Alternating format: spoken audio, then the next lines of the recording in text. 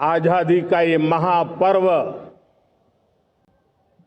140 करोड़ संकल्पों का पर्व है। आजादी का ये पर्व सामूहिक सिद्धियों का गौरव का पल है। हर हृदय उमंग से भरा हुआ है। देश एकता की भावना को निरंतर मजबूती दे रहा है। 140 करोड़ देशवासी आज तिरंगे के रंग में रंगे हैं। हर घर तिरंगा, भारत के हर कोने से, चाहे रेगिस्तान हो या हिमालय की चोटियां, समंदर के तट हो या घनी आबादी वाले क्षेत्र, हर तरफ से एक ही गुंज है, एक ही जयकारा है। हमारी प्राण से भी प्यारी मातृभूमि का जयगान है।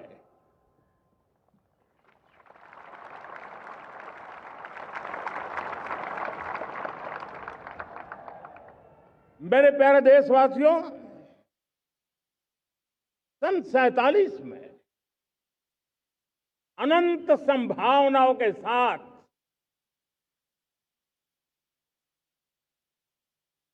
कोटि कोटि भुजाओं के सामर्थ्य के साथ हमारा देश आजाद हुआ। देश की आकांक्षाएं उड़ानें भर रही थी, लेकिन चुनौतियां उससे भी कुछ ज्यादा थी। पूज्य बापू के सिद्धांतों पर चलते हुए संविधान सभा के सदस्यों ने एक बहुत ही महत्वपूर्ण दायित्व निभाया। भारत का संविधान गत 75 वर्ष से एक प्रकाश स्तंभ बन करके हमें मार्ग दिखाता रहा है। भारत के संविधान निर्माता अनेक विद महापुरुष डॉक्टर राजेंद्र प्रसाद, बाबा साहब आंबेडकर, पंडित नेहरू, सरदार वल्लभ भाई पटेल, डॉक्टर सर्वपल्ली राधाकृष्णन जी, इतना ही नहीं, हमारी नारी शक्ति का भी योगदान कम नहीं था। हंसा मेहता जी, दाक्षायणी, वेलायुधन जैसी विदुषियों ने भी भारत के संविधान को सशक्त करने में अपनी भूमिका निभाई थी। आज लाल किले की प्राचीर से देश का मार्गदर्शन करने वाले, देश को दिशा देने वाला संविधान के निर्माताओं को आदरपूर्वक नमन करता हूं।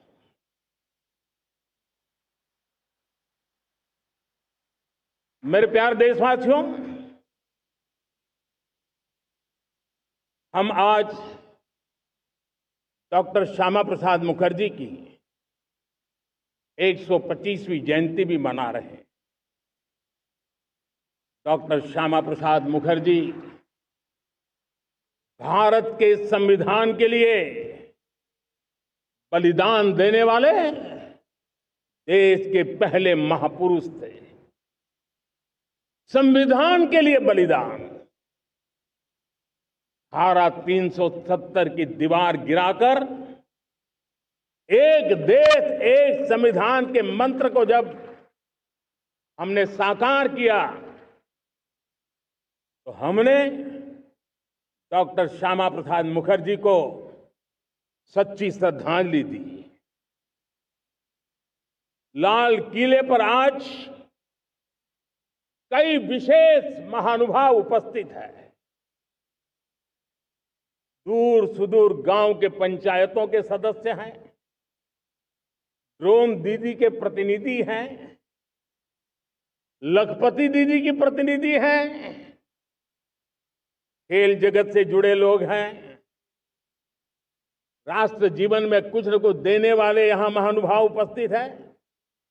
एक प्रकार से यहां मेरी आंखों के सामने मैं लघु भारत के दर्शन कर रहा हूं और टेक्नोलॉजी के माध्यम से विशाल भारत के साथ भी आज लाल किला जुड़ा हुआ है। मैं आजादी के इस महापर्व पर देशवासियों का, विश्व भर में फैलाए हुए भारत प्रेमियों का, हमारे मित्रों का हृदय से बहुत बहुत अभिनंदन करता हूं। साथियों, प्रकृति हम सब की परीक्षा ले रही है।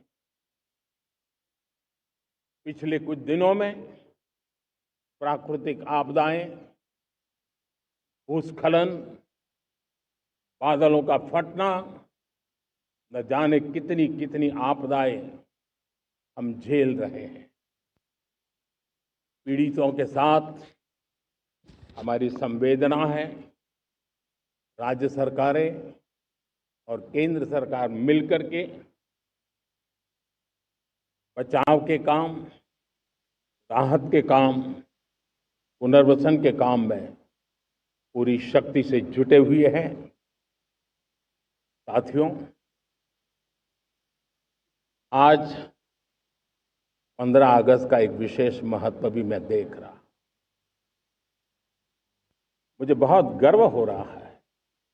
आज मुझे लाल किले की प्राचीर से ऑपरेशन सिंदूर के वीर जाबाजों को सैल्यूट करने का अवसर मिला है।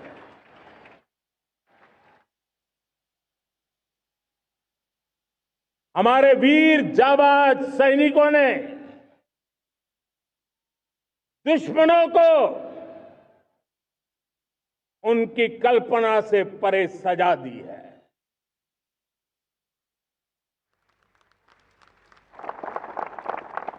और इस अपील को पहलगाम में सीमा पार से आतंकियों ने आकर के जिस प्रकार का कत्ले आम किया, धर्म पूछ करके लोगों को मारा गया। पत्नी के सामने पति को गोलियां दी, बच्चों के सामने अपने पिता को मौत के घाट उतार दिया गया। पूरा हिंदुस्तान आक्रोश से भरा हुआ था। पूरा विश्व भी इस प्रकार से संहार से चौंक गया था। मेरे प्यारे देशवासियों, ऑपरेशन सिंदूर उसी आक्रोश की अभिव्यक्ति है।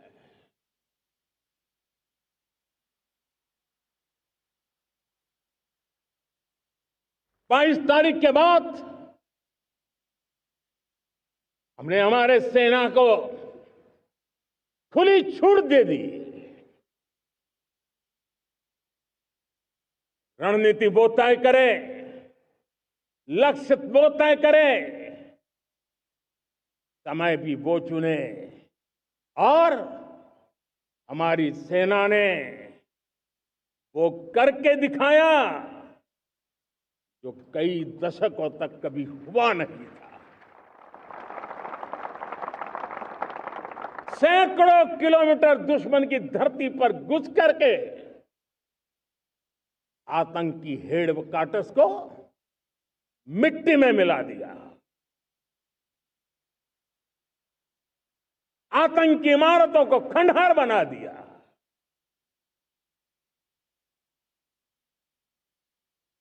पाकिस्तान की नींद अभी भी उड़ी हुई है।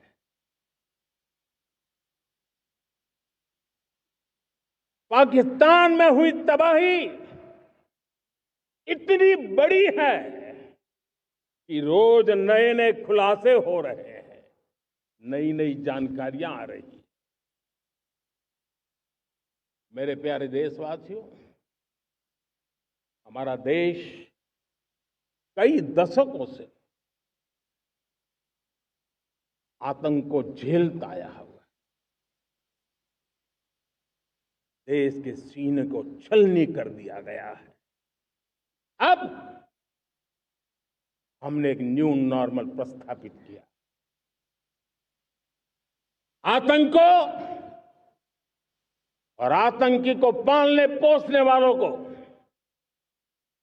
आतंकियों को ताकत देने वालों को अब हम अलग अलग नहीं मानेंगे।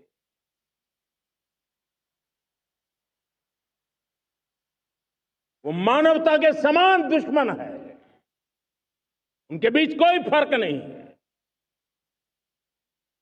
अब भारत ने तय कर लिया है कि न्यूक्लियर की धमकियों को अब हम सहने वाले नहीं हैं। न्यूक्लियर ब्लैकमेल लंबे अरसे से चलाया, अब वो ब्लैकमेल नहीं सहा जाएगा।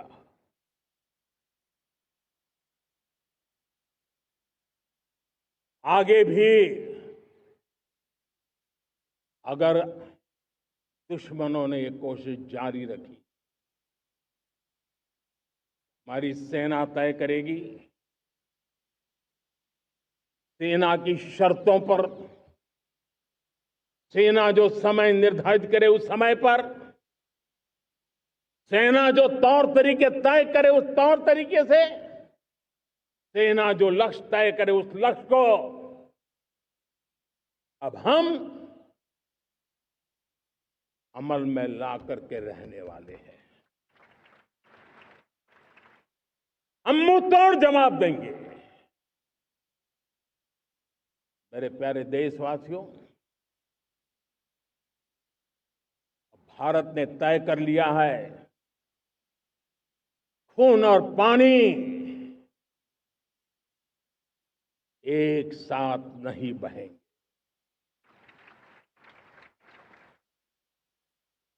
अब देशवासियों को भली भांति पता चला है कि सिंधु का समझौता कितना अन्यायपूर्ण है, कितना एक तरफा है। भारत से निकलती नदियों का पानी दुश्मनों के खेत को सींच रहा है और मेरे देश के किसान, मेरे देश की धरती पानी के बिना प्यासी है।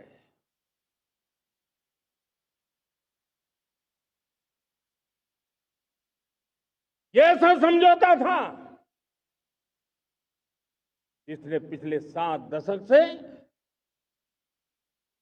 मेरे देश के किसानों का अकल्पनीय नुकसान किया है।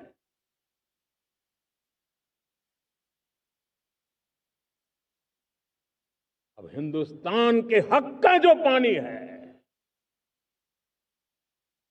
उस पर अधिकार सिर्फ और सिर्फ हिंदुस्तान का है, हिंदुस्तान के किसानों का है। भारत कतई सिंधु समझौते को, उस स्वरूप को दशकों तक सहा है, उस स्वरूप को आगे नहीं सहा जाएगा। किसान हित में, राष्ट्र हित में ये समझौता हमें मंजूर नहीं है। मेरे प्यारे देशवासियों, आजादी के लिए असंख्य लोगों ने बलिदान दी, अपनी जवानी खपा दी, जेलों में जिंदगी गुजारी है, फांसी के तख्त पर लटके हैं, कुछ लेने पाने बनने के लिए नहीं, मां भारती के स्वाभिमान के लिए, कोटि कोटि जनों की आजादी के लिए, गुलामी की जंजीरों को तोड़ने के लिए। और मन में एक ही भाव था, स्वाभिमान। साथियों, गुलामी ने हमें निर्धन बना दिया,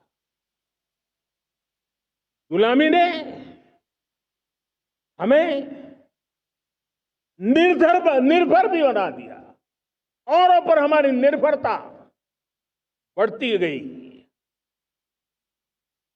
हम सब जानते हैं, आजादी के बाद कोटि कोटि जनों के पेट भरना बड़ी चुनौती थी, लेकिन यही मेरे देश के किसान हैं जिन्होंने खून पसीना एक करके देश के अन्न के भंडार भर दिए।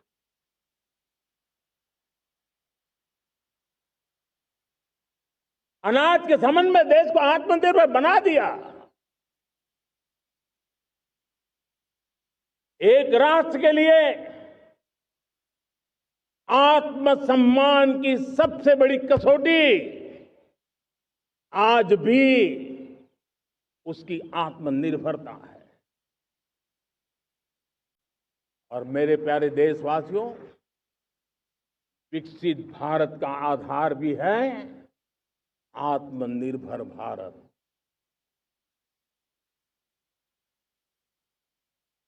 जो दूसरों पर ज्यादा निर्भर रहता है, उसकी आजादी पर उतना ही बड़ा प्रश्न चिन्ह लग जाता है। और दुर्भाग्य तो तब बन जाता है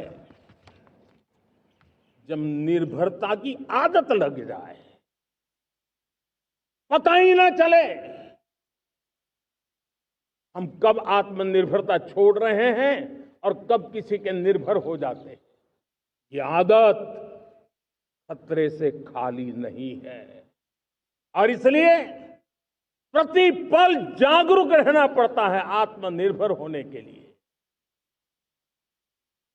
और मेरे प्यारे देशवासियों, आत्मनिर्भरता का नाता सिर्फ आयात और निर्यात, रुपये, पैसे, पाउंड, डॉलर यहां तक सीमित नहीं है।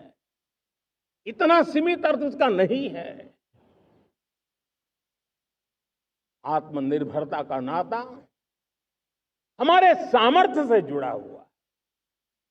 और जब आत्मनिर्भरता खत्म होने लगती है तो सामर्थ्य भी निरंतर क्षीण होता जाता है। और इसलिए हमारे सामर्थ्य को बचाए रखने, बनाए रखने और बढ़ाए रखने के लिए आत्मनिर्भर होना बहुत अनिवार्य है। साथियों, हमने ऑपरेशन सिंदूर में देखा है मेड इन इंडिया की कमाल क्या थी। दुश्मन को पता तक न चला कि कौन से शस्त्रास्त्र है, ये कौन सा सामर्थ्य है जो पलक भर में उनको नष्ट कर रहा है। सोचिए, अगर हम आत्मनिर्भर होते न होते तो क्या ऑपरेशन सिंदूर इतनी त्वरित गति से हम कर पाते? पता नहीं कौन सप्लाई देगा नहीं देगा, साजो सामान मिलेगा नहीं मिलेगा, इसी की चिंता बनी रहती। लेकिन हमें मेड इन इंडिया की शक्ति हमारे हाथ में थी, सेना के हाथ में थी, इसलिए बिना चिंता, बिना रुकावट, बिना हिचकिचाहट हमारी सेना अपना पराक्रम करती रही। और ये पिछले 10 साल से लगातार डिफेंस के क्षेत्र में आत्मनिर्भरता पर हम एक मिशन लेकर के चले हैं, उसके नतीजे आज नजर आ रहे हैं। साथियों, मैं एक और विषय पर आपका ध्यान आकर्षित करना चाहता हूं। ये बात से कोई इनकार नहीं कर सकता कि 21वीं सदी टेक्नोलॉजी ड्रिवन सेंचुरी है। और जब टेक्नोलॉजी ड्रिवन है और इतिहास की तरफ नजर करें तो पता है, इतिहास गवाह है, जिन जिन देशों ने टेक्नोलॉजी में महारत हासिल की, वो देश विकास की ऊंचाइयों को पार कर गए, शिखर पर पहुंच गए। आर्थिक शक्ति नए पैमाने पर पहुंचती गई। हम जब टेक्नोलॉजी के अलग अलग आयामों की बात करते हैं तो मैं आपका ध्यान आकर्षित करता हूं सेमीकंडक्टर्स पे। उदाहरण के तौर पे बताता हूं, मैं यहां लाल किले से किसी सरकार की आलोचना करने के लिए खड़ा नहीं हुआ और नहीं मैं करना चाहता, लेकिन देश की युवा पीढ़ी को जानकारी होना भी उतना जरूरी है। हमारे देश में 50-60 साल पहले सेमीकंडक्टर को लेकर के फाइलें शुरू हुई। 50-60 साल पहले फैक्ट्री का विचार चालू हुआ। आप मेरे नौजवानों जानकर के हैरान हो जाएंगे, आज सेमीकंडक्टर जो पूरी दुनिया की एक ताकत बन गया है, 50-60 साल पहले वो विचार, वो फाइलें अटक गई, लटक गई, अटक गई। सेमीकंडक्टर के विचार की ही भ्रूण हत्या हो गई। 50-60 साल गवा दिए। हमारे बाद कई देश सेमीकंडक्टर में आज महारत हासिल करके दुनिया में अपनी ताकत को प्रस्थापित कर रहे हैं। साथियों, आज हमने उस बोझ से मुक्त होकर के मिशन मोड में सेमीकंडक्टर के काम को आगे बढ़ा है। 6 अलग अलग सेमीकंडक्टर के यूनिट्स जमीन पर उतर रहे हैं। 4 नए यूनिट्स को हमने ऑलरेडी हरी झंडी दिखा दी है, ग्रीन सिग्नल दे दिया है। और देशवासियों और मेरे खास करके नौजवानों और विश्व भर में भारत की टेक्नोलॉजी की ताकत को समझने वाले लोगों को भी कहना चाहूंगा, इसी वर्ष के अंत तक मेड इन इंडिया, भारत की बनी हुई, भारत में बनी हुई, भारत के लोगों द्वारा बनी हुई मेड इन इंडिया चिप्स बाजार में आ जाएगी।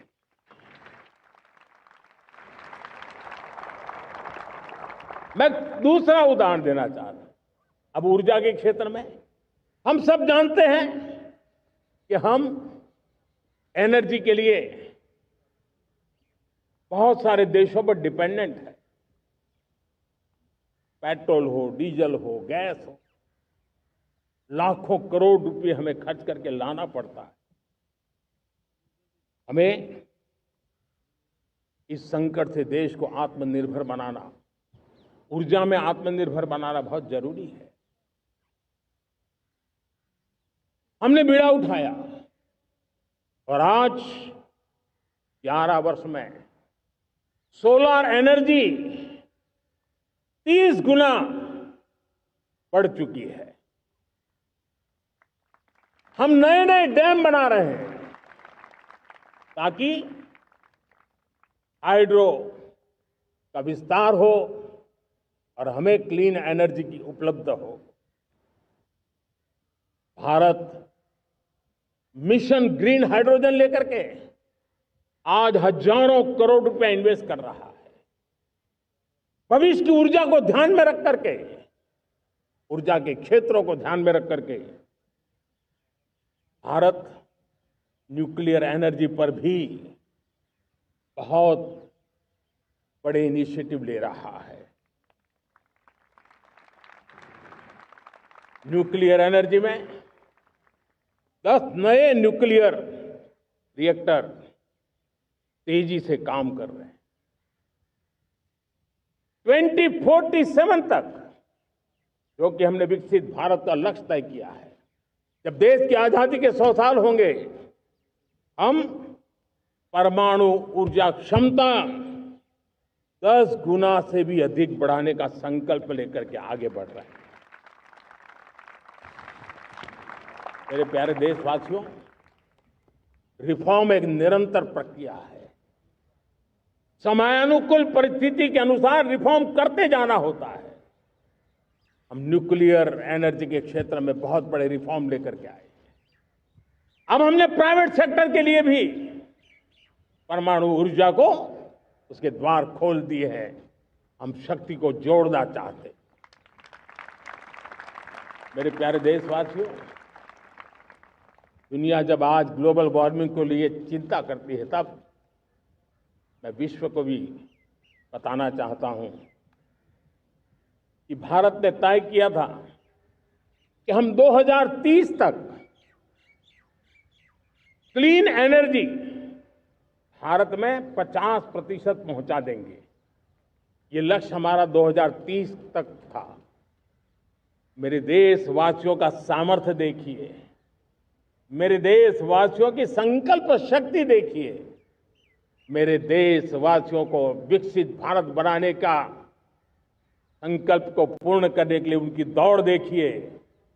हमने जो लक्ष्य 2030 में तय किया था, वो 50% क्लीन एनर्जी का लक्ष्य 2025 में हमने कर लिया।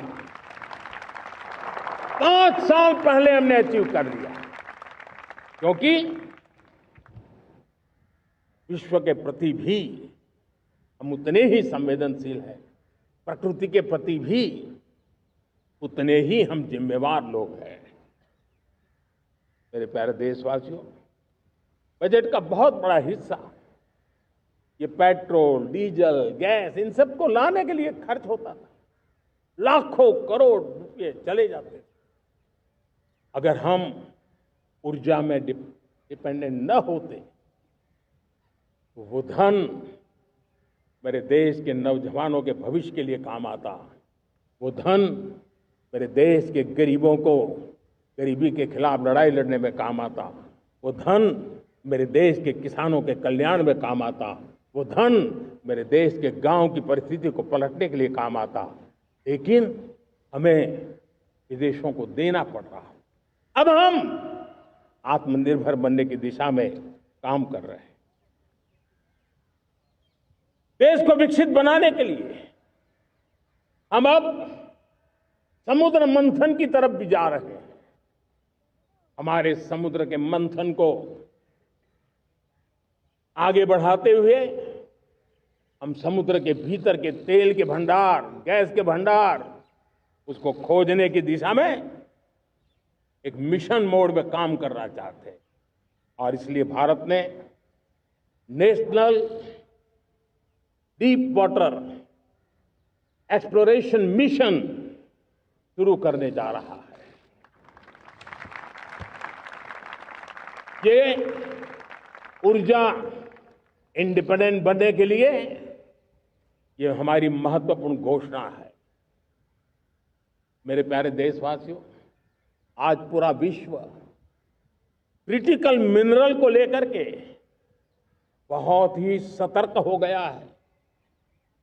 उसके सामर्थ्य को लोग भली भांति समझने लगे हैं। कल तक जिस तरफ ज्यादा ध्यान नहीं था, वो आज सेंटर स्टेज पे है। हमारे लिए भी क्रिटिकल मिनरल्स में आत्मनिर्भरता बहुत अनिवार्य है। एनर्जी का सेक्टर हो, इंडस्ट्री का सेक्टर हो, रक्षा क्षेत्र हो, टेक्नोलॉजी के हर क्षेत्र हो, आज क्रिटिकल मिनरल्स की टेक्नोलॉजी के अंदर बहुत अहम भूमिका है।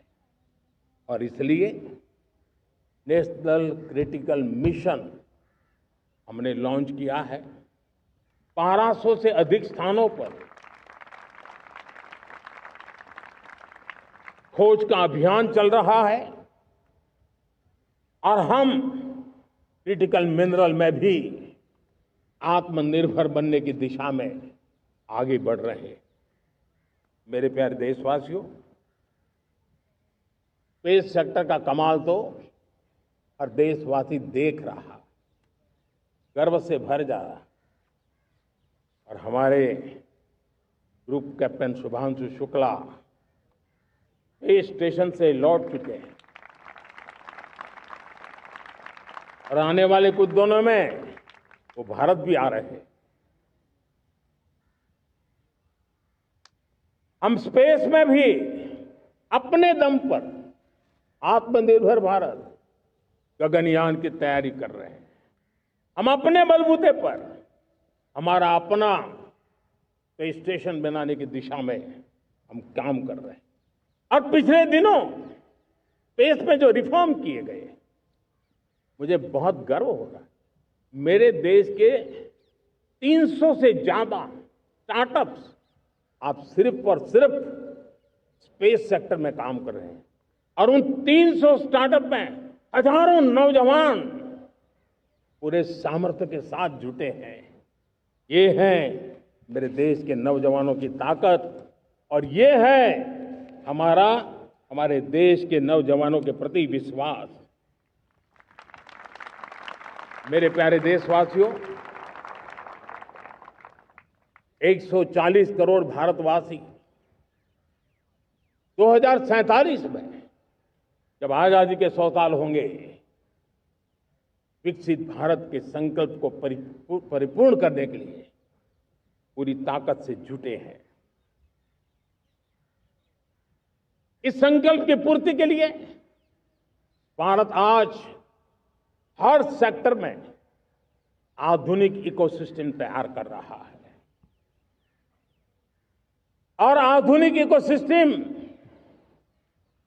हर क्षेत्र में हमारे देश को आत्मनिर्भर बनाएगा। आज मेरा लाल किले की प्राचीर से मेरे देश के युवा वैज्ञानिकों को, मेरे टैलेंटेड यूथ को, मेरे इंजीनियर्स को और प्रोफेशनल्स को और सरकार के हर विभागों को भी मेरा आह्वान है,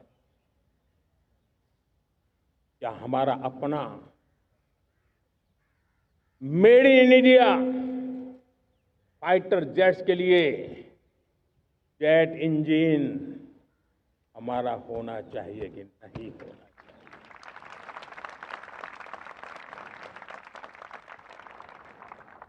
हम फार्मा ऑफ द वर्ल्ड माने जाते हैं।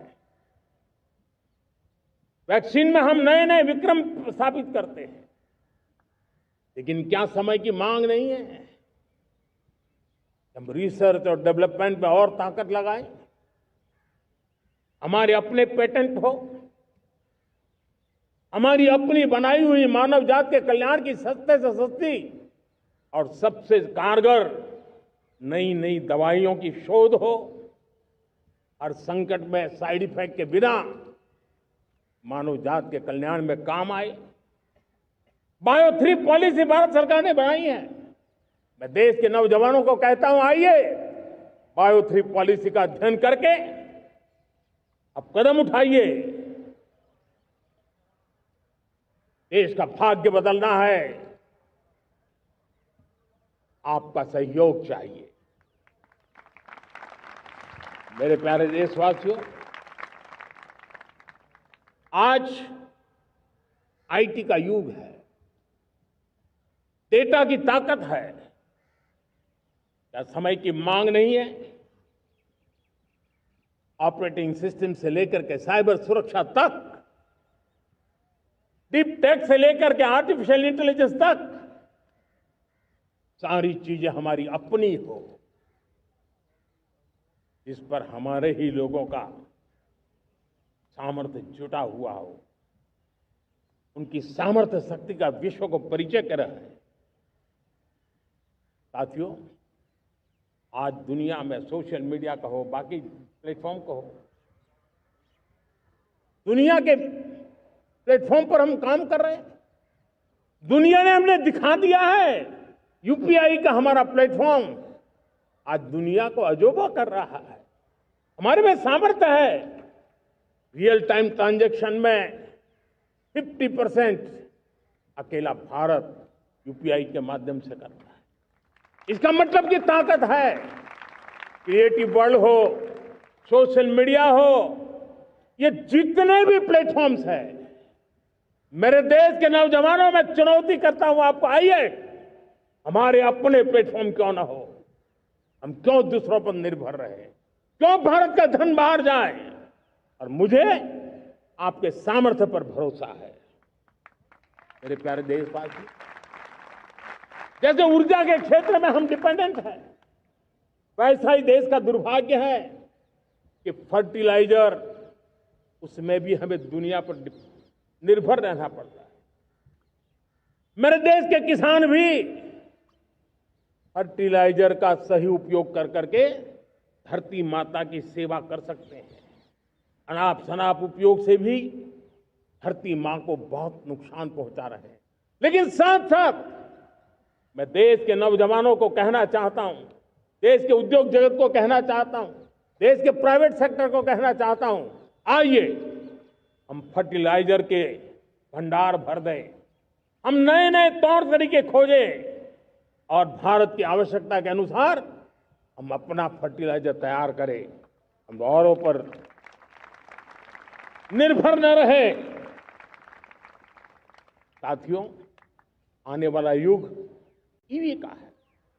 अब ईवी बैटरी क्या हम नहीं बनाएंगे? हम निर्भर रहेंगे? सोलर पैनल की बात हो, इलेक्ट्रिक व्हीकल्स के लिए जिन जिन चीजों की आवश्यकताएं हैं, वो हमारी अपनी होनी चाहिए। साथियों, मैं ये इसलिए कहने की हिम्मत करता हूं, क्यों? क्योंकि मुझे देश के नौजवानों के सामर्थ्य पर भरोसा है। और भरोसा सिर्फ वो मेरे देश के नौजवान है इतने मात्र से नहीं है। कोविड के समय हम बहुत सारी चीजों पर निर्भर थे। तो मेरे देश के नौजवानों को कहा गया कि वैक्सीन हमारी अपनी चाहिए, देश ने करके दिखाया। कोविन प्लेटफॉर्म हमारा अपना होना चाहिए, देश ने करके दिखाया। करोड़ों करोड़ों लोगों की जिंदगी बचाने का काम हमने किया है। वही स्पिरिट, वही जज्बा हमें जीवन के हर क्षेत्र में आत्मनिर्भर बनने के लिए अपना सब कुछ देना है। अपना जो बेस्ट है वो हमें दे करके रहना है। साथियों, पिछले 11 साल में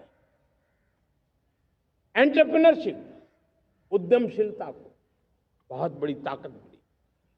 आज लाखों स्टार्टअप्स टियर 2, टियर 3 सिटी में देश की अर्थशक्ति को, देश के इनोवेशन को ताकत दे रहे हैं। उसी प्रकार से मुद्रा योजना से हमारे देश के करोड़ों नौजवान, उसमें भी हमारी बेटियां, करोड़ों करोड़ों लोग मुद्रा से लोन लेकर के अपना खुद का कारोबार कर रहे हैं। खुद तो अपने पैरों पर खड़े हुए हैं, लेकिन औरों को भी पैरों पर खड़े रहने की ताकत देते हैं। वे भी एक प्रकार से हर व्यक्ति को आत्मनिर्भर बनाने का अवसर दे रही है। मेरे साथियों, विमेन सेल्फ हेल्प ग्रुप, किसी का ध्यान नहीं था। पिछले 10 साल में विमेन सेल्फ हेल्प ग्रुप ने कमाल करके दिखाया। आज उनके प्रोडक्ट दुनिया के बाजार में जाने लगे हैं। लाखों करोड़ों का कारोबार हमारे विमेन सेल्फ हेल्प ग्रुप पर है। मैंने एक बार मन की बात में खिलौने की बात कही थी। हम करोड़ों करोड़ रुपए के खिलौने विदेश से लाते थे, मैंने ऐसे ही मन की बात पे कहा, करे मेरे देश के नौजवानों, ऐसा भी करेंगे क्या, किलो भी बाहर जाएंगे। और आज मैं गर्व से कहता हूं कि मेरा देश खिलौने एक्सपोर्ट करने लग गया है। यानी देश के सामर्थ्य को हर प्रकार के अवसर मिले, हर रुकावटों से मुक्ति मिले, उसको सर्वाधिक करने के लिए प्रेरित किया जाए। देश कर सकता है। मैं देश के युवाओं से कहता हूं, आइए आप इनोवेटिव आइडियाज लेकर के, आपके आइडियाज को मरने मत देना दोस्तों। आज का आपका आइडिया हो सकता है आने वाली पीढ़ी का भविष्य बना सकता है। मैं आपके साथ खड़ा हूं, मैं आपके लिए काम करने के लिए तैयार हूं, आपका साथी बन के काम करने तैयार हूं। आप आइए, हिम्मत जुटाइए, इनिशिएटिव लीजिए। जो युवा मैन्युफैक्चरिंग के बारे में सोचते हैं, आइए आगे बढ़िए। सरकार के नियमों में बदलाव करना है, मुझे बताइए। अब देश रुकना नहीं चाहता है। 2047 दूर नहीं है, एक एक पल की कीमत है और हम एक भी पल गंवाना नहीं चाहते दोस्तों।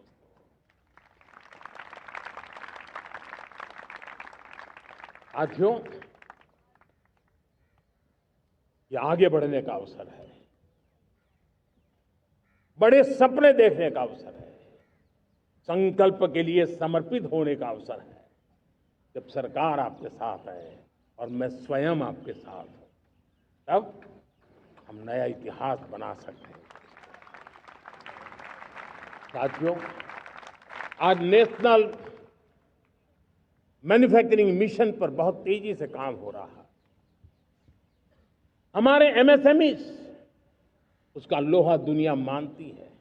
ये दुनिया में बड़ी बड़ी चीजें बनती है ना, कुछ न कुछ तो औजार हमारे देश के एमएसएमई के द्वारा जाते हैं, बड़े गर्व के साथ जाते हैं। लेकिन हम कॉम्प्रिहेंसिव इंटीग्रेटेड विकास की राह पर जाना चाहते हैं और इसलिए उनकी शक्ति बढ़े। और उसमें भी मैंने पहले एक बार लाल किले से कहा था, जीरो डिफेक्ट जीरो इफेक्ट।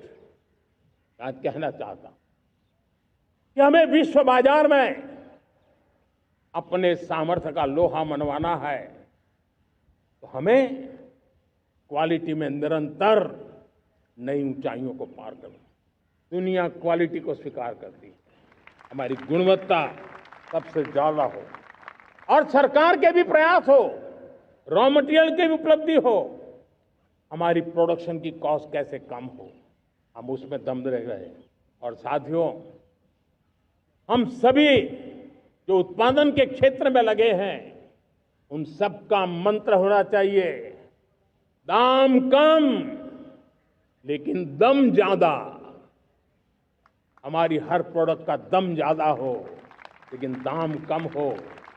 इस भाव को लेकर के हमें आगे बढ़ना है। मेरे प्यारे देशवासियों, आजादी के लिए अनगिनत लोगों ने बलिदान दिए हैं। मैंने पहले भी कहा, जमानी खपा दी, फांसी पे लटक गए। क्यों? स्वतंत्र भारत के लिए। 75-100 साल पहले का वो कालखंड याद कीजिए। पूरा देश स्वतंत्र भारत के मंत्र को लेकर के जीता था। आज समय की मांग है, स्वतंत्र भारत का मंत्र लेकर के जीने वालों ने हमें स्वतंत्र भारत दिया। आज 140 करोड़ देशवासियों का एक ही मंत्र होना चाहिए, समृद्ध भारत। अगर कोटि कोटि लोगों के बलिदान से स्वतंत्र भारत हो सकता है, तो कोटि कोटि लोगों के संकल्प से, पुरुषार्थ से, आत्मनिर्भर बनने से, वोकल फॉर लोकल की बात करने से, स्वदेशी का मंत्र को जापने से समृद्ध भारत भी बन सकता है। वो पीढ़ी स्वतंत्र भारत के लिए खप गई थी, ये पीढ़ी समृद्ध भारत के लिए नए कदम उठाए, यही समय की मांग है। और इसलिए मैं आज बार बार आग्रह करता हूं और मैं देश के सभी इन्फ्लुएंसर्स को कहना चाहता हूं, इस मंत्र को आगे बढ़ाने में मेरी मदद कीजिए। मैं सभी राजनीतिक दलों को, राजनेताओं को सबसे कहता हूं कि आइए, ये किसी राजनीतिक दल का एजेंडा नहीं है, भारत हम सबका है। हम मिलकर के वोकल फॉर लोकल उस मंत्र को हर नागरिक के जीवन का मंत्र बनाएं। भारत में बनी हुई, भारत के नागरिकों के पसीने से बनी हुई वो चीजें जिसमें भारत की मिट्टी की महक हो और जो भारत के आत्मनिर्भर के संकल्प को ताकत देता हो, हम उसी को खरीदेंगे, हम उसी का उपयोग करेंगे, हम उस दिशा में आगे आए। यह हमारा सामूहिक संकल्प हो। देखते ही देखते हम दुनिया बदल देंगे दोस्तों। मैं आज हर छोटे मोटे व्यापारी को, दुकानदार से आग्रह करना चाहता हूं, आपकी भी जिम्मेवारी है। हम छोटे थे, हमने कभी बाजार में देखा नहीं था कि शुद्ध घी की दुकान, ऐसे ही लिखा जाता था घी की दुकान। लेकिन समय रहते लोग लिखने लगे शुद्ध घी की दुकान।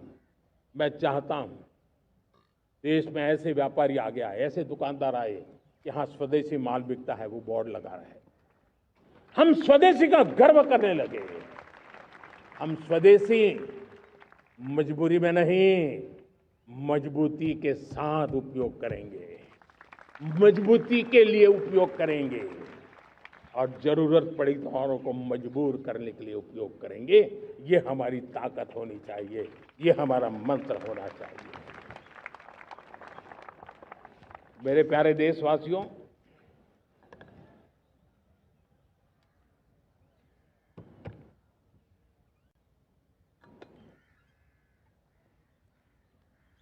मुझे बहुत लंबे समय से सरकार में काम करने का अवसर मिला है। मैंने कई सारे उतार चढ़ाव देखे हैं। सरकारों की मुसीबतों से भी मैं परिचित हूं, व्यवस्थाओं की मर्यादाओं से भी परिचित हूं। लेकिन उसके बावजूद भी हमारी जिम्मेवारी है कि हम किसी की लकीर को छोटी करने में अपनी ताकत बर्बाद न करें। मैं बड़े अनुभव से कहता हूं, किसी दूसरे की लकीर छोटी करने के लिए अपनी ऊर्जा हमें नहीं खपानी है। हमें पूरी ऊर्जा के साथ हमारी लकीर को लंबा करना है।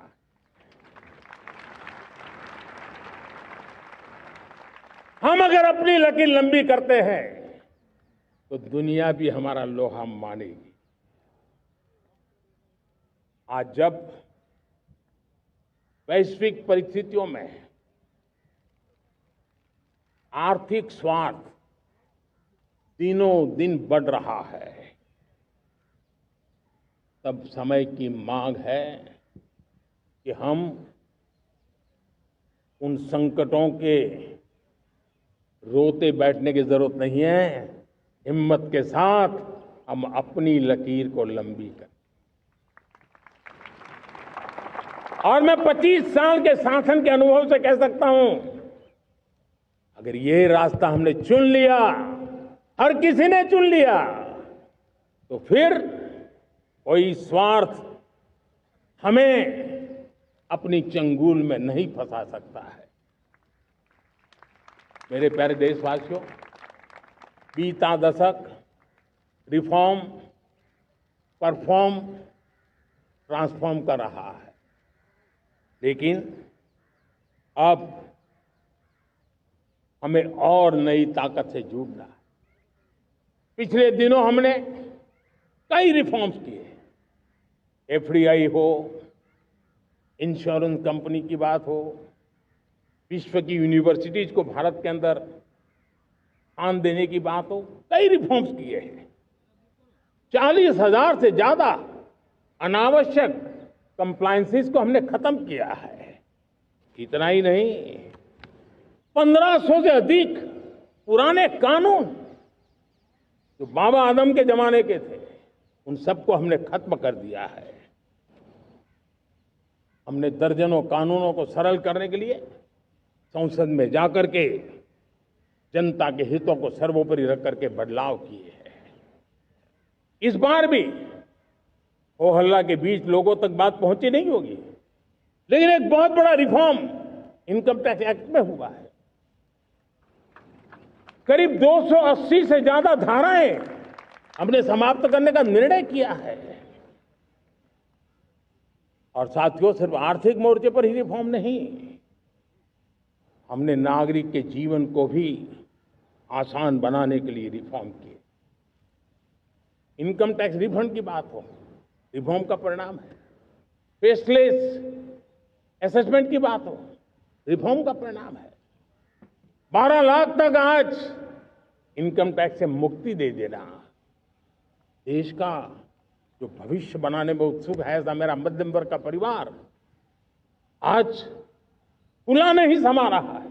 कभी किसी ने सोचा नहीं था कि 12 लाख रुपए तक का इनकम टैक्स पर जीरो कर दिया जाएगा। आज कर लिया है। जब देश का सामर्थ्य बढ़ता है तो देशवासियों को लाभ मिलता है। अंग्रेजों के जमाने से दंड संहिता में हम दबे पड़े थे। दंड का भय दिखा करके जीवन चल रहा था। 75 साल आजादी के ऐसे ही गए। हमने दंड संहिता को खत्म कर दिया, न्याय संहिता को ले आए हैं। न्याय संहिता में भारत के नागरिक के प्रति विश्वास का भाव है। भारत के नागरिक के अंदर अपनेपन का भाव है, संवेदनशीलताओं से भरा हुआ है। हमने रिफॉर्म की यात्रा को तेज करने के लिए बीड़ा उठाया। हम बहुत तेजी से आगे बढ़ना चाहते हैं। मैं चाहता हूं देशवासियों, देश के लिए कर रहा हूं, मैं मेरे लिए नहीं कर रहा हूं, किसी का बुरा करने के लिए नहीं कर रहा हूं। मेरे राजनीतिक दल, मेरे प्रतिस्पर्धी साथी भी देश की इस उज्जवल भविष्य के लिए आगे आए, हमारा साथ दें। स्ट्रक्चरल रिफॉर्म्स की बात हो, रेगुलेटरी रिफॉर्म्स की बात हो, पॉलिसी रिफॉर्म की चर्चा हो, प्रोसेस रिफॉर्म की चर्चा हो, प्रोसीड्यूरल रिफॉर्म्स करने की जरूरत हो, हर प्रकार के रिफॉर्म्स ये आज हमने मकसद बना करके चले हैं। और मेरे प्यारे देशवासियों, नेक्स्ट जनरेशन रिफॉर्म्स के लिए हमें एक टास्क फोर्स गठित करने का निर्णय किया है। ये टास्क फोर्स समय सीमा में इस काम को पूरा करे। वर्तमान नियम, कानून, नीतियां, रीतियां 21वीं सदी के अनुकूल, वैश्विक वातावरण में अनुकूल और भारत को 2047 में विकसित राष्ट्र बनाने के संदर्भ में नए सिरे से तैयार हो और उसका समय सीमा में अपना कार्य पूरा करने के लिए इस टास्क फोर्स की रचना की है। साथियों, ये रिफॉर्म के कारण जो नए लोग अपना भविष्य बनाने चाहते हैं उनको तो हिम्मत मिलेगी। हमारे स्टार्टअप्स हो, हमारे लघु उद्योग हो, हमारे गृह उद्योग हो, उन लोग उद्यमियों को उनकी कंप्लायंस कॉस्ट बहुत कम हो जाएगी और उसके कारण उनको एक नई ताकत मिलेगी। जो एक्सपोर्ट की दुनिया में उनको लॉजिस्टिक सपोर्ट के कारण, व्यवस्थाओं में बदलाव के कारण उनको एक बहुत बड़ी ताकत मिलेगी। साथियों, ऐसे ऐसे कानून है हमारे देश में, छोटी छोटी चीजों के लिए जेल में डालने के कानून है। आप हैरान हो जाएंगे, किसी ने नजर नहीं दौड़ाई। मैं पीछे लगा हूं, ये मेरे देश के नागरिकों को जेल में बंद करने वाले जो अनावश्यक कानून है वो खत्म होने चाहिए।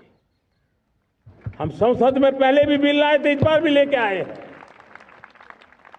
साथियों, इस दिवाली में आपकी डबल दिवाली का काम मैं करने वाला हूं। इस दिवाली में आपको एक बहुत बड़ा तोहफा देशवासियों को मिलने वाला है। पिछले 8 साल से हमने जीएसटी का बहुत बड़ा रिफॉर्म किया। पूरे देश में टैक्स के बर्डन को कम किया, टैक्स की व्यवस्थाओं को सरल किया और 8 साल के बाद समय की मांग है कि हम एक बार उसको रिव्यू करें। हमने एक हाई पावर कमेटी को बिठा करके रिव्यू शुरू किया, राज्यों से भी विचार विमर्श किया और मेरे प्यारे देशवासियों, हम नेक्स्ट जनरेशन जीएसटी रिफॉर्म्स लेकर के आ रहे हैं। ये दिवाली के अंदर आपके लिए तोहफा बन जाएंगे। सामान्य मानवीय की जरूरतों के टैक्स भारी मात्रा में कम कर दिए जाएंगे। बहुत बड़ी सुविधा बढ़ेगी। हमारे एमएसएमई, हमारे लघु उद्यमी, इनको बहुत बड़ा लाभ मिलेगा। रोजमर्रा की चीजें बहुत सस्ती हो जाएगी और उससे इकोनॉमी को भी एक नया बल मिलने वाला है। मेरे प्यारे देशवासियों, आज देश तीसरी बड़ी इकोनॉमी बनने के लिए समय तेज गति से आगे बढ़ रहा है। हम दरवाजे खटखटा रहे हैं और बहुत तेजी से हम उसको अचीव भी कर लेंगे। और कोई तो दिन होगा मैं आपके बीच आकर के लाल किले की प्राचीर से ये खबर भी सुनाऊंगा।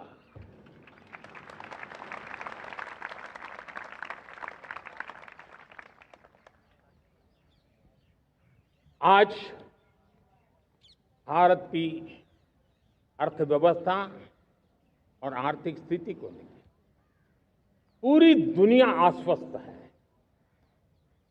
इतनी अस्थिरता के बीच आशा की किरण बना हुआ है भारत का फाइनेंशियल डिसिप्लिन, भारत की फाइनेंस की ऊर्जा।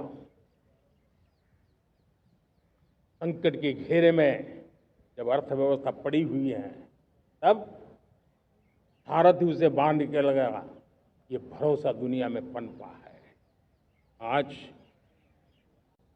इन्फ्लेशन कंट्रोल में है, फॉरेन एक्सचेंज रिजर्व हमारे बहुत मजबूत है,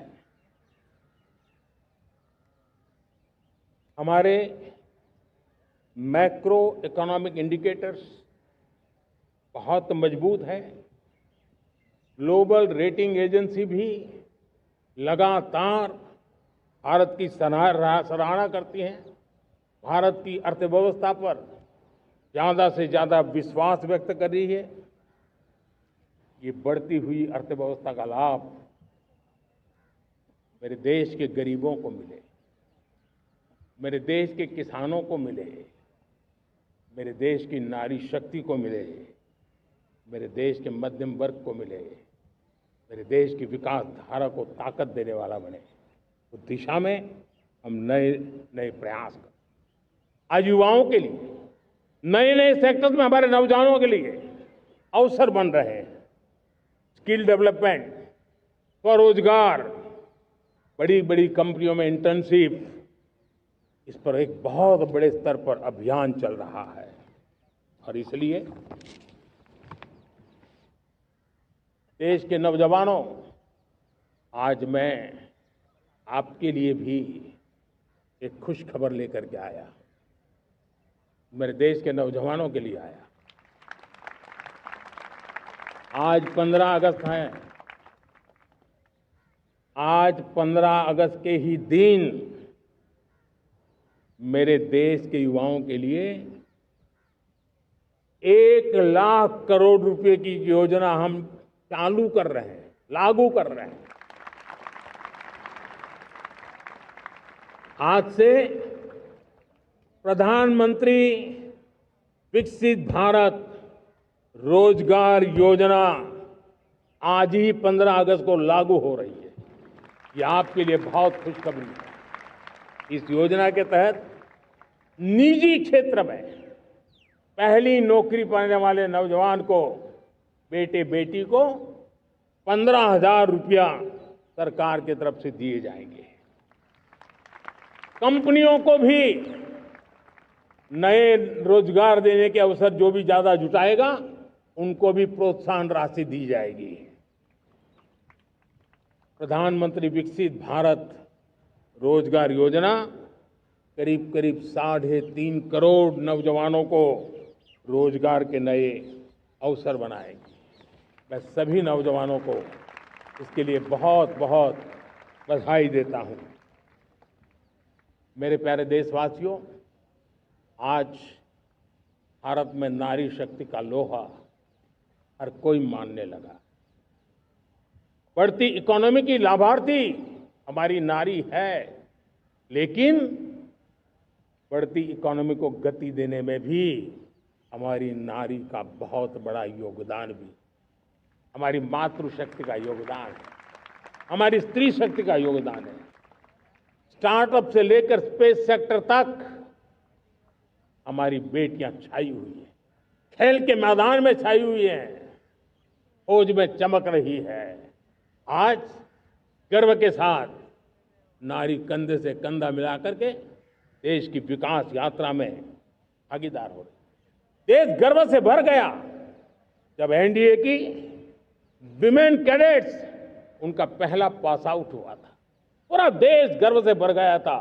सारे टीवी चैनल उसी के पीछे लगे हुए थे। कितने बड़े गौरव की पल थी। Self help group, 10 crore self help group की बहनें क्या कमाल कर रही है। नमो ड्रोन दीदी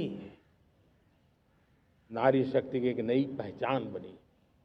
गांव में मुझे एक बहन मिली, वो कहती मुझे अब तो गांव वाले पायलट कह करके बुलाते हैं। बड़े गर्व से कह रहे हैं। ज्यादा पढ़ी लिखी नहीं थी, लेकिन उसका रतबा पैदा हुआ है। साथियों, हमने 3 करोड़ महिलाओं को लखपति दीदी बनाने का संकल्प लिया था। 3 करोड़। और मुझे आज संतोष है कि हम तेज गति से काम कर रहे हैं। समय से पहले 3 करोड़ का लक्ष्य पार कर लेंगे। और आज मैं खुशी से देश को बताना चाहता हूं कि मेरे नारी शक्ति का सामर्थ्य देखिए। देखते ही देखते 2 करोड़ महिलाएं लखपति दीदी बन चुकी है।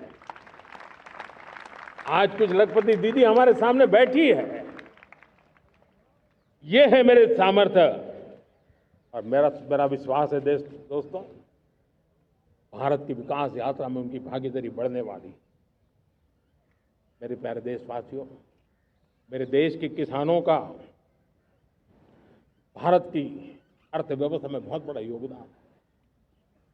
भारत के किसानों की मेहनत रंग ला रही है। पिछले साल अनाज के उत्पादन में मेरे देश के किसानों ने के पुराने सारे विक्रम तोड़ दिए। ये सामर्थ्य है मेरे देश का। उतनी ही जमीन, लेकिन व्यवस्थाएं बदली, पानी पहुंचने लगा, अच्छे सीड्स मिलने लगे, किसानों को अच्छी सुविधाएं मिलने लगी, तो वो अपना सामर्थ्य देश के लिए बढ़ा रहा है। आज भारत दूध, दाल, जूट जैसे उत्पादन में नंबर 1 है दुनिया में। आज दुनिया का दूसरा सबसे बड़ा फिश प्रोड्यूसर। मेरे मछुआरा भाई बहनों की ताकत देखिए। फिश प्रोड्यूसर में दुनिया में हम दूसरे नंबर पर पहुंच चुके हैं। आज भारत चावल, गेहूं, फल और सब्जी के उत्पादन में भी दुनिया में दूसरे नंबर पर पहुंच चुका है।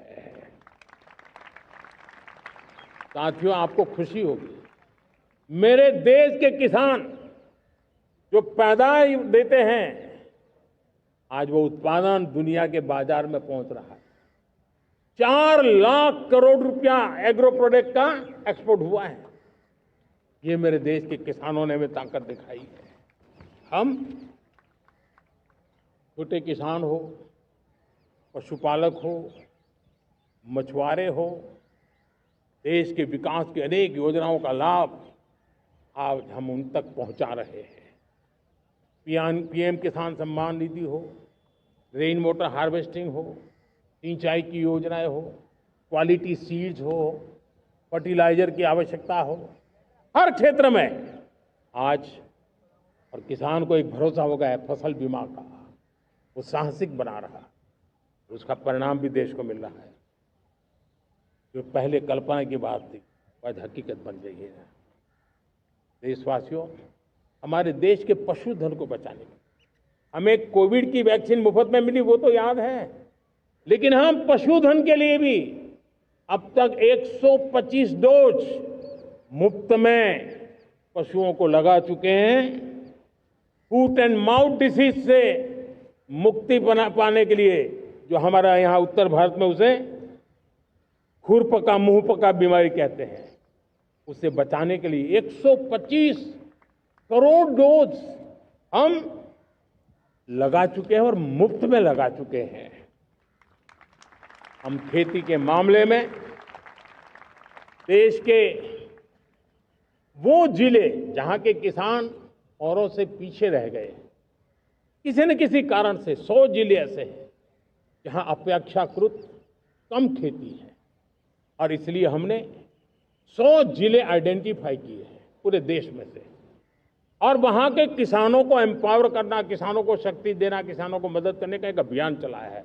और इसके लिए पीएम धन धान्य कृषि योजना का आरंभ किया है। पीएम धन धान्य कृषि योजना वो देश के 100 जिले जहां थोड़ी सी भी मदद कर देंगे तो वहां का किसान भी भारत के अन्य किसानों की बराबरी कर देगा। मेरे प्यारे देशवासियों, भारत के किसान, भारत के पशुपालक, भारत के मछुआरे, ये हमारी सबसे बड़ी प्राथमिकता है। भारत के किसान, भारत के मछुआरे, भारत के पशुपालक, उनसे जुड़ी किसी भी अहितकारी नीति के आगे मोदी दीवार बन के खड़ा है।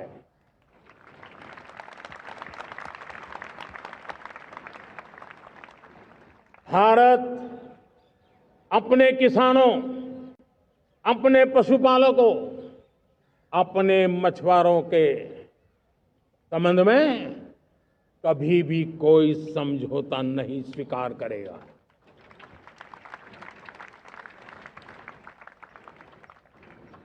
प्यारे देशवासियों, गरीबी क्या होती है मुझे किताबों में पढ़ना नहीं पड़ा है, मैं जानता, सरकार में भी रहा हूं, और इसलिए मेरी कोशिश रही है कि सरकार फाइलों में नहीं होनी चाहिए। सरकार देश के नागरिकों की लाइफ में होनी चाहिए। दलित हो, पीड़ित हो, शोषित हो, वंचित हो, उनके लिए सकारात्मक रूप से सरकारें प्रोएक्टिव हो, सरकारें प्रो पीपल हो, उस दिशा में हम निरंतर प्रयास कर रहे हैं। समाज के हर जरूरत व्यक्ति के लिए, कुछ लोगों को लगता है कि सरकार की योजनाएं पहले भी आती थी, जी नहीं, हम सरकार की योजनाओं को जमीन पर उतार रहे हैं, सैचुरेशन पर बल देते हैं, और सामाजिक न्याय का अगर कोई सच्चा सा सच्चा एजुकेशन है तो सैचुरेशन में है, जिसमें कोई हकदार छूटे नहीं, हकदार के घर तक सरकार जाए और उसे अपना हक की चीजें मिले, उसके लिए हम काम कर रहे हैं। जनधन अकाउंट जब खोले गए ना, वो सिर्फ बैंक का अकाउंट था ऐसा नहीं है, उसे एक स्वाभिमान मिला था कि बैंक के दरवाजे मेरे लिए भी खुलते हैं, मैं भी बैंक के दरवाजे में जाकर के टेबल पे हाथ रख करके बात कर सकता हूं। यह विश्वास हमने जगाया है। आयुष्मान भारत ने बीमारी को सहने की आदत से मुक्ति दिलाने का और उनको अच्छे स्वास्थ्य के लिए मदद करने का काम, और जब हम वरिष्ठ नागरिकों को 5 लाख रुपए से ज्यादा मदद कर करके उनके आरोग्य की चिंता करते हैं, आज पीएम आवास 4 करोड़ गरीबों को घर मिलना मतलब जिंदगी के नए सपने वहां सजते हैं। वो सिर्फ 4 दीवारें नहीं है दोस्तों। रेहड़ी पटरी वालों के लिए पीएम स्वनिधि योजना, जो कभी ब्याज के चक्कर में फंसा रहता था, आज पीएम स्वनिधि से रेहड़ी पटरी वाला भी, और आपने देखा वो यूपीआई से पैसे लेता है, यूपीआई से पैसे देता है। ये बदलाव आखिरी व्यक्ति तक चिंता, लोगों की लाइफ में सरकार होनी चाहिए। उसी के कारण ये जमीन से जुड़ी योजनाएं बनती हैं, और जमीन से जुड़ी योजनाएं जमीन पर उतरती हैं, और जमीन से उतरी हुई योजनाएं जीवन में बदलाव लाने का एक सशक्त माध्यम बन जाती है। एक समय था, गरीब हो, पीड़ित हो, आदिवासी हो, वंचित हो, दिव्यांग हो, हमारी विधवा माताएं बहनें हो, अपने हक के लिए दर दर भटकते रहते थे। तक सरकारी दफ्तरों में चक्कर लगाते लगाते जिंदगी पूरी हो जाती। आज सरकार आपके दरवाजे पर आती है, सैचुरेशन के अप्रोच को लेकर के आती है। करोड़ों लाभार्थियों को सरकारी योजनाओं का लाभ मिल रहा है। डायरेक्ट बेनिफिट ट्रांसफर एक बहुत बड़ा क्रांतिकारी काम हुआ है। साथियों, गरीबी हटाओ के नारे देश ने बहुत सुने हैं, लाल किले से भी सुने, और देश सुन सुन करके थक गया था, और देश ने मान लिया था कि गरीबी हट नहीं सकती है। लेकिन जब हम योजनाओं को गरीब के घर तक ले जाते हैं, विश्वास को गरीब के मन में हम पैदा करते हैं, तब मेरे देश के 25 करोड़ गरीब गरीबी को परास्त कर करके, गरीबी से बाहर निकल करके एक नया इतिहास बनाते हैं। आज 10 करोड़ गरीब, और 10 वर्ष में 25 करोड़ से ज्यादा गरीब गरीबी को परास्त कर करके गरीबी से बाहर निकले हैं, और एक न्यू मिडिल क्लास तैयार हुआ है। मेरे साथियों, ये न्यू मिडिल क्लास और मिडिल क्लास एक ऐसी जुगलबंदी है जिसमें एस्पिरेशन भी है, एफर्ट भी है। वो देश को आगे बढ़ाने के लिए बहुत बड़ा सामर्थ्य बनने वाली है। मेरे प्यारे देशवासियों, बहुत ही निकट भविष्य में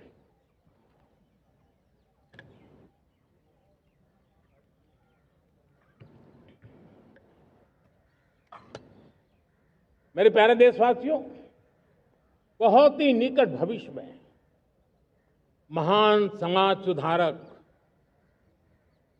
महात्मा ज्योतिबा फुले जी की 200वीं जयंती आ रही है। हम उस जयंती के समारोह शुरू करने जा रहे हैं, और महात्मा ज्योतिबा फुले के सिद्धांत, उन्होंने जो मंत्र दिए, उसमें हमारे लिए प्रेरणा है। पिछड़े को प्राथमिकता, पिछड़े को प्राथमिकता देते हुए हम परिवर्तन की ऊंचाइयों को प्राप्त करना चाहते हैं। हम इसके लिए परिश्रम की पराकाष्ठा करना चाहते हैं। हम पारदर्शी नीतियों के द्वारा पिछड़ों को प्राथमिकता, ये हम धरती पर उतारना चाहते हैं, हर पिछड़े के जीवन में उतारना चाहते हैं। साथियों, रेहड़ी पटरी वालों के लिए स्वनिधि योजना हो, या हमारे हुनर वाले, हाथ से काम करने वाले विश्वकर्मा योजना की बात हो, आदिवासी में भी जो पिछड़े रह गए हैं उनके लिए पीएम जनमन की योजना की बात हो, हमारे पूर्वी भारत को विकास में पूरे देश के अंदर बराबरी में लाना और उनको नेतृत्व देने की दिशा में काम हो। हम सिर्फ समाज पिछड़े हो उनकी चिंता तक अटकने वाले नहीं है। जो क्षेत्र पिछड़े हैं उनको भी हम प्राथमिकता देना चाहते हैं। जो जिले पिछड़े रहे हैं हम उनको प्राथमिकता देना चाहते हैं। जो ब्लॉक पिछड़े रहे हैं उनको प्राथमिकता देना चाहते हैं। हमने 100 एस्पिरेशनल डिस्ट्रिक्ट, 500 एस्पिरेशनल ब्लॉक, उसी मिशन में काम किया है। हमने पूर्वी भारत के विकास के लिए हजारों करोड़ रुपए के इंफ्रास्ट्रक्चर के प्रोजेक्ट को बल दिया है। हमने पूर्वी भारत के जीवन को बदल करके देश की विकास यात्रा में भागीदार बनने का। मेरे प्यारे देशवासियों, जीवन हर क्षेत्र में विकास होना चाहिए। विकास के लिए खेल का भी महत्व होता है।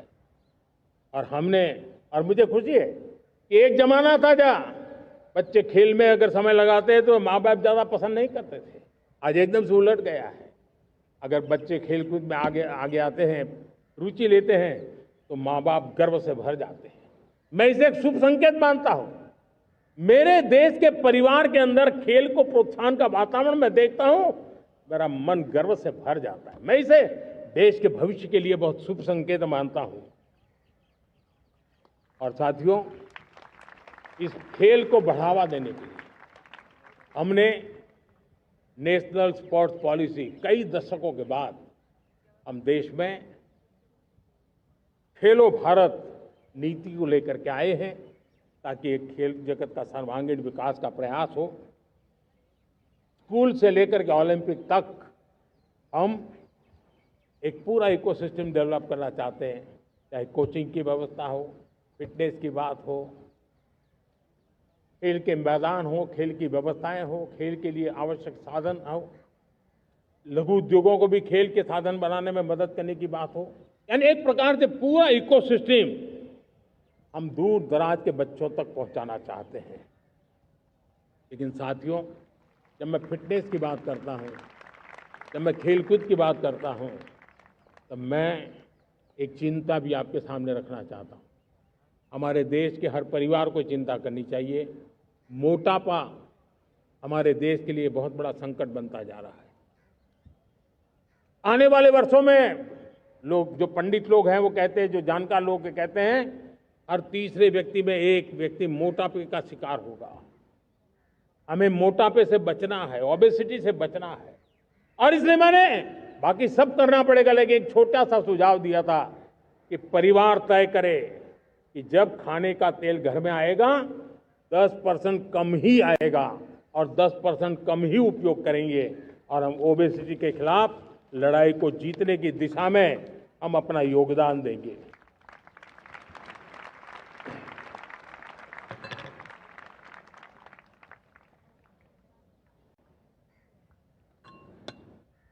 मेरे प्यारे देशवासियों, हमारा देश भाग्यवान है।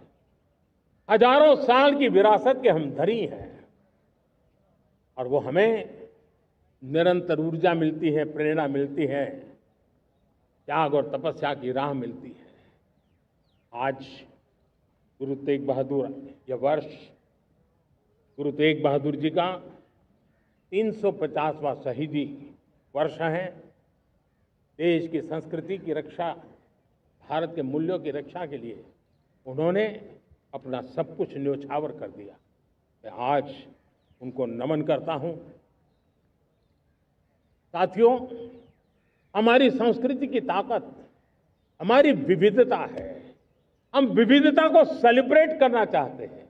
हम विविधता को सेलिब्रेट करने की आदत बनाना चाहते हैं। यह हमारा गौरव है कि हमारा भारत माँ का यह बगीचा कितने विविध प्रकार के फूलों से सजा हुआ है, कितनी विविधताएं हैं। ये विविधता हमारे लिए एक बहुत बड़ा, हमारी विरासत है, बहुत बड़ा गौरव है। हमने प्रयागराज के महाकुंभ में देखा भारत की विविधता को कैसे जिया जाता है। एक स्थान पर करोड़ों लोग, एक ही भाव, एक ही प्राण, एक ही प्रयास, दुनिया के लिए बहुत बड़ा अजूबा है। महाकुंभ की वो सफलता भारत की एकता की, भारत के सामर्थ्य की दुहाई देती है।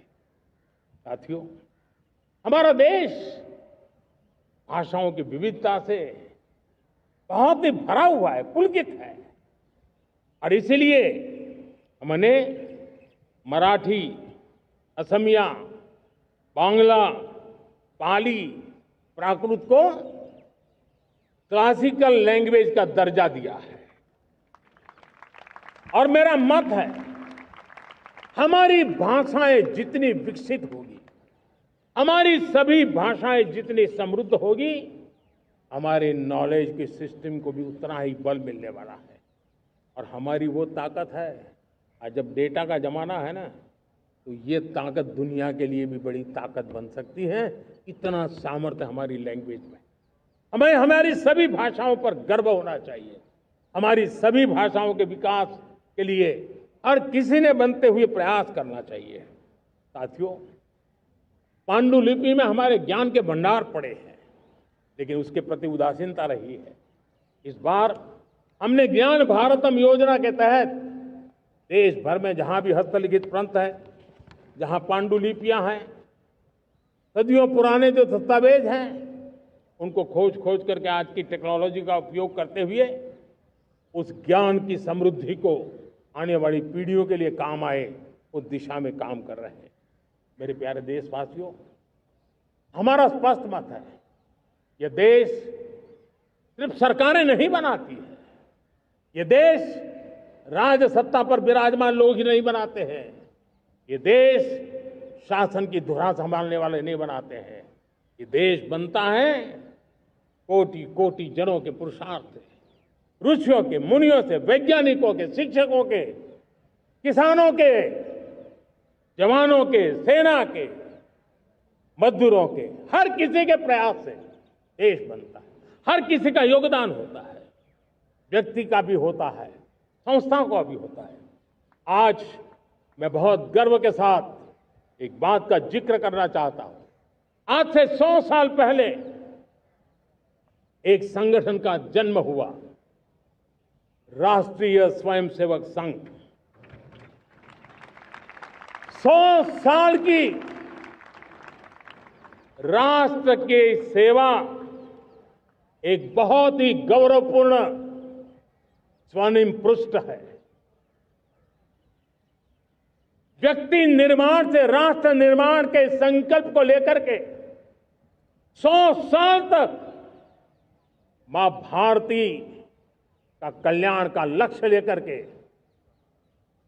लक्षावधि स्वयंसेवकों ने मातृभूमि के कल्याण के लिए अपना जीवन समर्पित किया है। सेवा, समर्पण, संगठन और अप्रतिम अनुशासन, ये जिसकी पहचान रही है, ऐसा राष्ट्रीय स्वयंसेवक संघ दुनिया का ये सबसे बड़ा एनजीओ है। एक प्रकार से 100 साल का उसका समर्पण का इतिहास है। आज लाल किले की प्राचीर से 100 साल की इस राष्ट्र सेवा की यात्रा में योगदान करने वाले सभी स्वयंसेवकों को आदरपूर्वक स्मरण करता हूं और देश गर्व करता है राष्ट्रीय स्वयंसेवक संघ की इस 100 साल की भव्य समर्पित यात्रा को, और हमें प्रेरणा देता रहेगा। मेरे प्यारे देशवासियों, हम समृद्धि की ओर जा रहे हैं, लेकिन समृद्धि का रास्ता सुरक्षा से गुजरता है। पिछले 11 वर्षों में राष्ट्र सुरक्षा, राष्ट्र रक्षा, राष्ट्र के नागरिकों की रक्षा, इन सभी मोर्चों पर हमने पूरे समर्पण भाव से काम किया है। हम बदलाव लाने में सफल हुए हैं।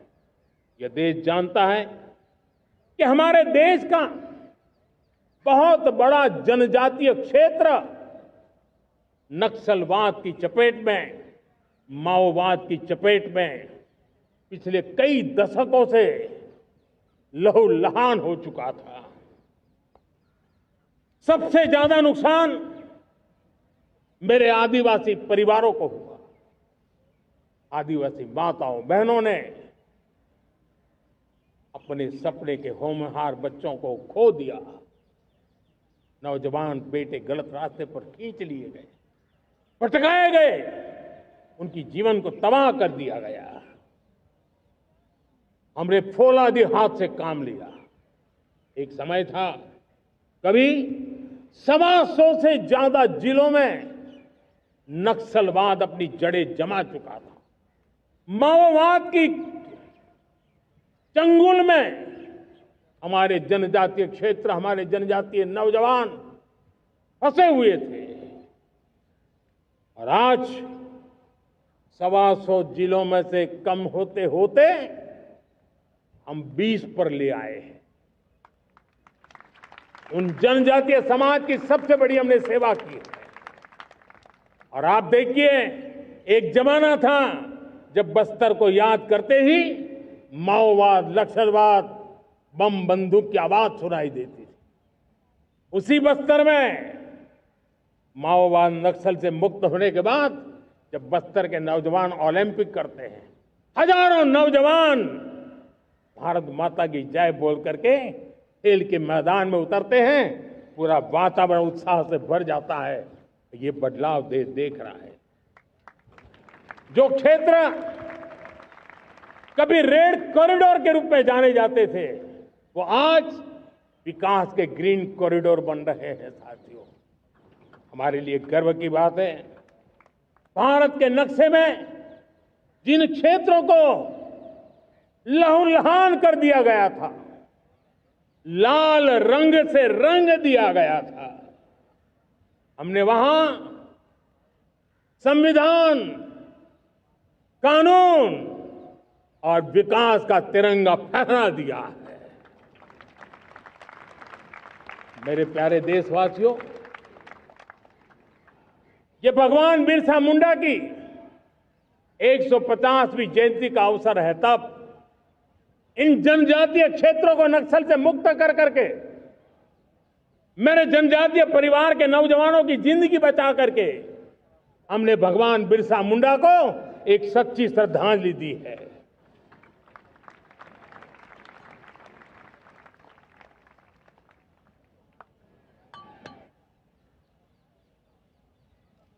मेरे प्यारे देशवासियों,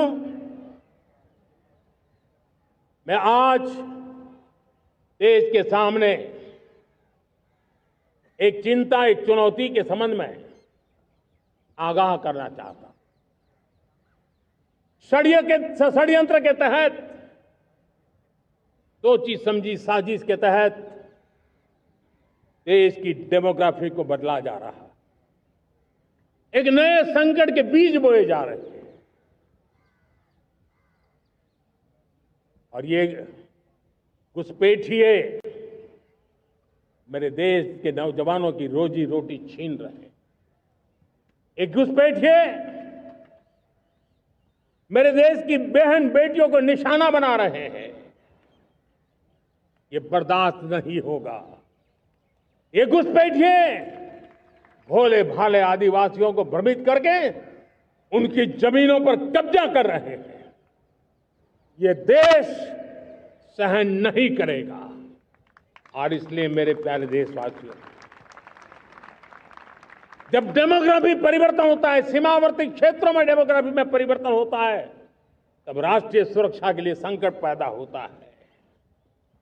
देश की एकता, अखंडता और प्रगति के लिए ये संकट पैदा, सामाजिक तनाव के बीज बो देता है। और कोई देश अपना देश घुसपैठियों के हवाले नहीं कर सकता है। दुनिया का कोई देश नहीं कर सकता है, तो हम भारत को कैसे कर सकते हैं? हमारे पूर्वजों ने त्याग और बलिदान से आजादी पाई है, हमें स्वतंत्र भारत दिया है। उन महापुरुषों के प्रति हमारा कर्तव्य है कि हम हमारे देश में ऐसी हरकतों को स्वीकार न करें। उनकी सच्ची श्रद्धांजलि होगी। और इसलिए मैं आज लाल किले की प्राचीर से कहना चाहता हूं, हमने एक हाई पावर्ड डेमोग्राफी मिशन शुरू करने का निर्णय किया है। ये मिशन, इस मिशन के द्वारा ये जो भीषण संकट नजर आ रहा है, भारत पे मंडरा रहा है जो संकट है, उसको निपटाने के लिए तय समय में सुविचारित, सुनिश्चित रूप से अपने कार्य को करेगा। उस दिशा में हम आगे बढ़ रहे हैं। मेरे प्यारे देशवासियों, कल जन्माष्टमी का पावन पर्व है। भगवान श्री कृष्ण का जन्मोत्सव देश में मनाया जाता है।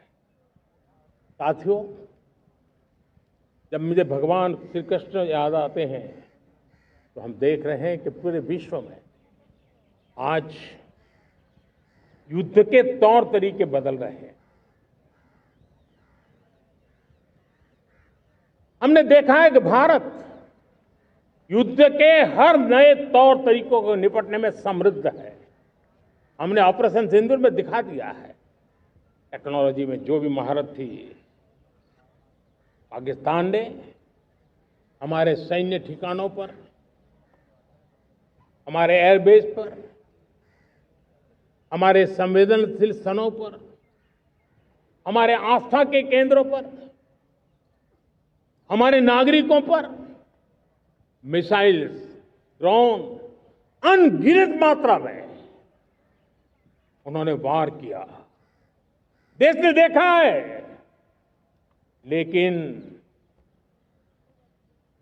देश को सुरक्षित रखने के जो प्रयास पिछले 10 साल में हुए हैं, उस ताकत का परिणाम था कि उनके हर हमले को हमारे जाबाजों ने और हमारी टेक्नोलॉजी ने तिनके की तरह बिखेर दी।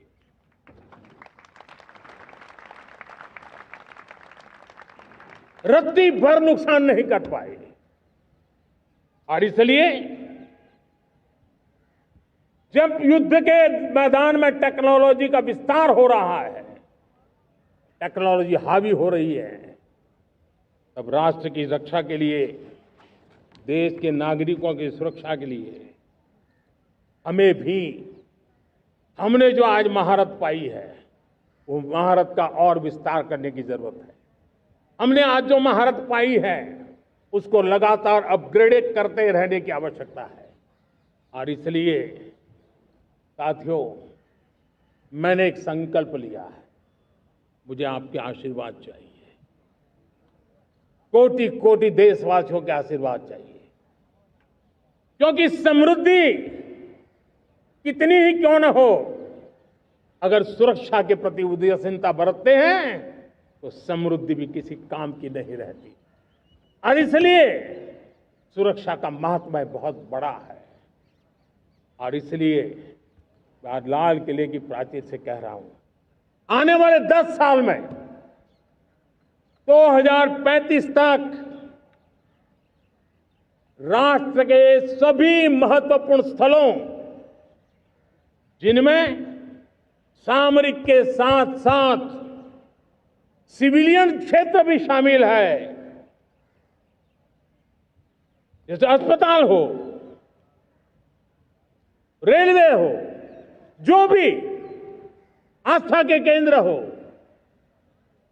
उन्हें टेक्नोलॉजी के नए प्लेटफॉर्म द्वारा पूरी तरह सुरक्षा का कवच दिया जाएगा। ये सुरक्षा का कवच लगातार विस्तार होता जाए, देश का हर नागरिक सुरक्षित महसूस करे। किसी भी प्रकार की टेक्नोलॉजी हम पर वार करने आ जाए, हमारी टेक्नोलॉजी उससे बेहतर सिद्ध हो। और इसलिए आने वाले 10 साल 2035 तक मैं ये राष्ट्रीय सुरक्षा कवच का विस्तार करना चाहता हूं, मजबूती देना चाहता हूं, आधुनिक बनाना चाहता हूं। और इसलिए भगवान श्री कृष्ण से प्रेरणा पाकर के हमने श्री कृष्ण का जो सुदर्शन चक्र था, उस सुदर्शन चक्र की राह को चुना है। आप में से बहुत लोगों को याद होगा, जब महाभारत की लड़ाई चल रही थी, श्री कृष्ण ने अपने सुदर्शन चक्र से सूर्य के प्रकाश को रोक दिया था और दिन में ही अंधेरा कर दिया था। सूर्य प्रकाश को सुदर्शन चक्र से रोक दिया था।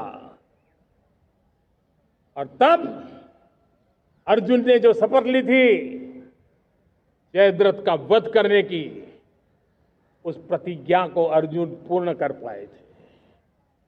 वो सुदर्शन चक्र के पराक्रम और रणनीति का परिणाम था।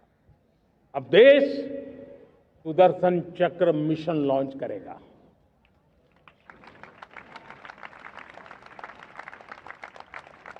ये मिशन सुदर्शन चक्र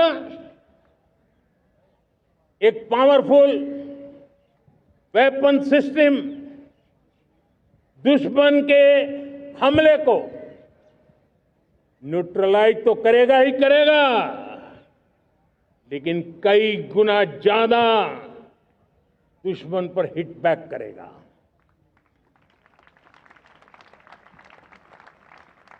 हमने भारत के इस मिशन सुदर्शन चक्र के लिए कुछ मूलभूत बातें भी तय की है। आने वाले 10 सालों में हम उसको प्रखरता से आगे बढ़ाना चाहते हैं। एक तो ये पूरी आधुनिक सिस्टम, इसके लिए रिसर्च, डेवलपमेंट, उसकी मैन्युफैक्चरिंग हमारे देश में ही हो, हमारे देश के नौजवानों के टैलेंट से हो, हमारे देश के लोगों के द्वारा बनी। दूसरा, एक ऐसी व्यवस्था होगी जो वॉरफेयर के हिसाब से भविष्य में क्या क्या संभावनाएं हैं उसका हिसाब किताब लगा करके +1 की स्ट्रेटेजी वर्कआउट करेगी। और तीसरा, सुदर्शन चक्र की एक ताकत थी, वो बहुत ही प्रिसाइज, जहां जाना था वहीं जाता था और वापस श्री कृष्ण के पास लौट के आता था। हम इस सुदर्शन चक्र के द्वारा भी टारगेटेड प्रिसाइज एक्शन के लिए भी व्यवस्था को विकसित करने की दिशा में आगे बढ़ेंगे। और इसलिए युद्ध के बदलते तौर तरीकों में राष्ट्र की सुरक्षा, नागरिकों की सुरक्षा के लिए मैं बड़े प्रतिबद्धता के साथ इस कार्य को आगे बढ़ाने के लिए वचन देता हूं। मेरे प्यारे देशवासियों, जब हम लोकतंत्र की बात करते हैं, स्वतंत्र भारत की बात करते हैं, तब हमारा संविधान हमारे लिए सर्वोच्च दीप स्तंभ होता है, हमारा प्रेरणा का केंद्र होता है। लेकिन आज से 50 साल पहले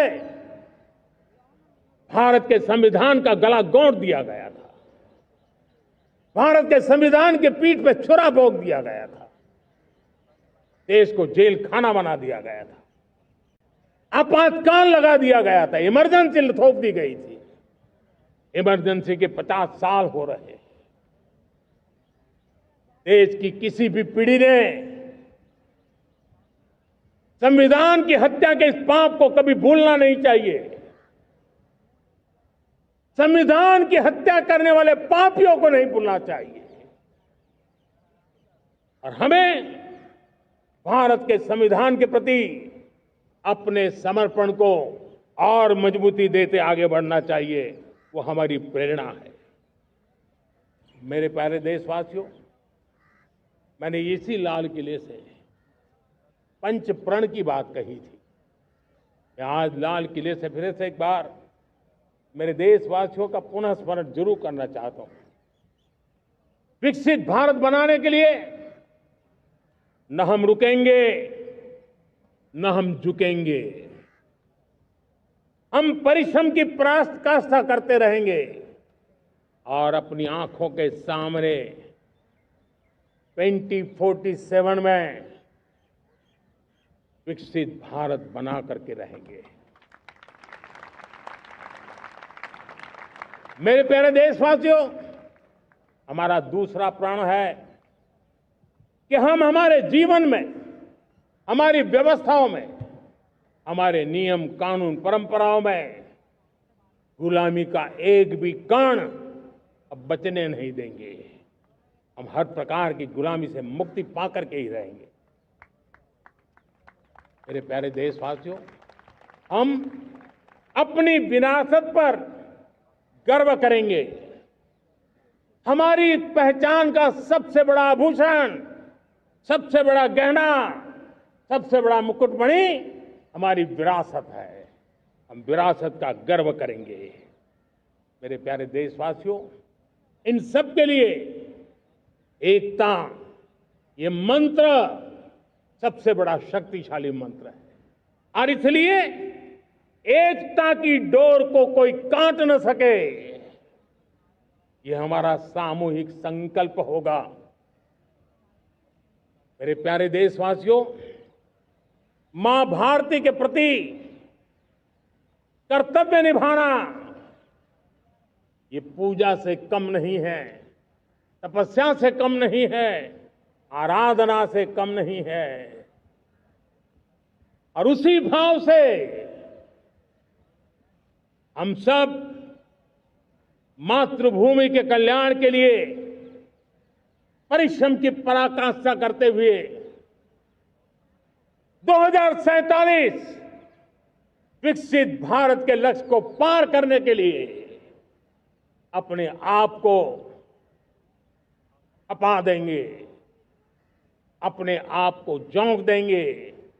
जो भी सामर्थ्य है, कोई भी अवसर को छोड़ेंगे नहीं। इतना ही नहीं, नए अवसरों को निर्माण करेंगे और निर्मित करने के बाद हम 140 करोड़ देशवासियों के सामर्थ्य से आगे बढ़ते ही रहेंगे, बढ़ते ही रहेंगे, बढ़ते ही रहेंगे। मेरे प्यारे देशवासियों, हमें याद रखना है, 140 करोड़ देशवासियों को याद रखना है, परिश्रम में जो तपा है,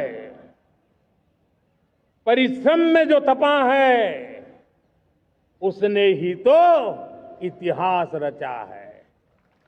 परिश्रम में जो तपा है, उसने ही तो इतिहास रचा है।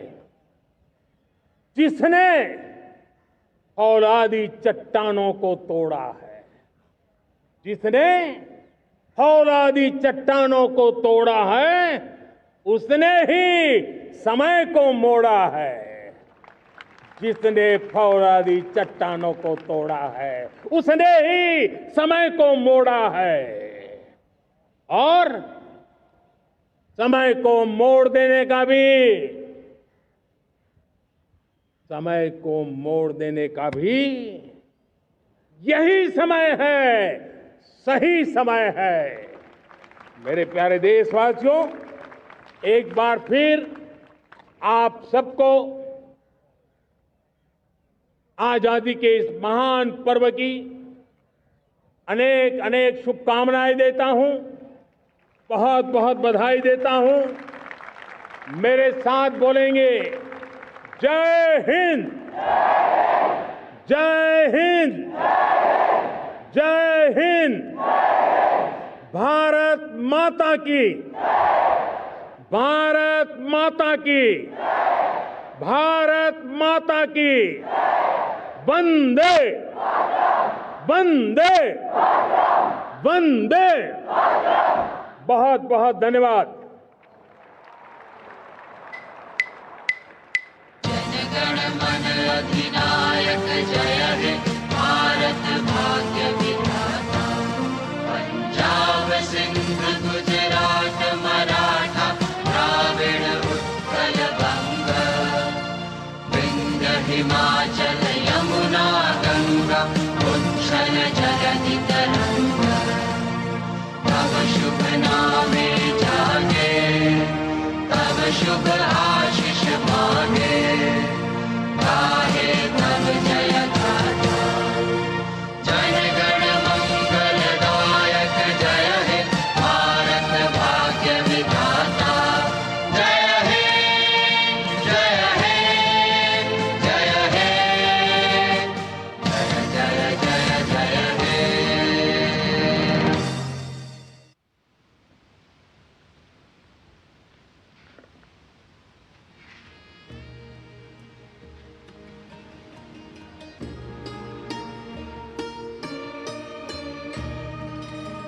Prime Minister Narendra Modi, concluding another very well received and successful Independence Day address from the ramparts of Red Fort.